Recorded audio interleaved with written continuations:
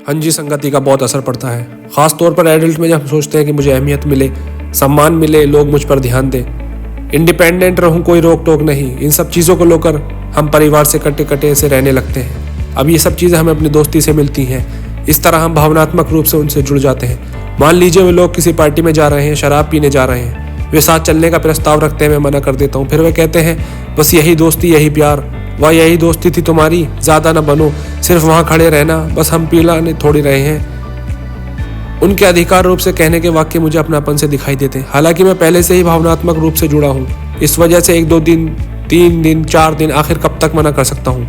एक दिन उनके प्रस्ताव को मानकर चला जाता हूँ, लेकिन पीता नहीं। एक दिन चला गया, पिया नहीं। फिर मैंने मन में ये बात सोची, मैं तो कुछ गलत नहीं कर रहा, पी नहीं रहा, ये लोग मुझे मना कर रहे हैं, वो मुझे इससे क्या।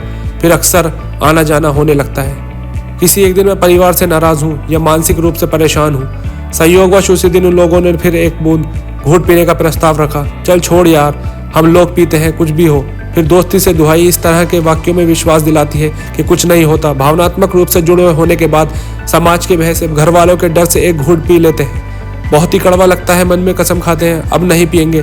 ध्यान दें, हालांकि उस एक घूंट ने हम पे कोई फर्क तो नहीं पड़ता, लेकिन उस एक घूंट से शरीर का तंत्रशील हो जाता है, जिससे हम होकर मन में अधंगर चलता है। वो भूलकर भी दोस्तों को आनंद लेने लगते हैं। नहीं होती 15 दिन या 1 महीने से अंतराचल होती है। इससे हम सोचते हैं नशा नाम की कोई चीज़ नहीं होती। जब मन चाहा कर लिया, जब मन चाहा छोड़ दिया। इससे धीरे धीरे आत्मविश्वास बढ़ने लगता है, उससे कुछ नहीं होता। ध्यान दें, खुराक की मात्रा एक भी घूंट होती है। समाज और घर से डर की वजह से ज़्यादातर इस चरण में बच्चे घर पर पकड़े जाते हैं, लेकिन काफ़ी देर हो चुकी होती है।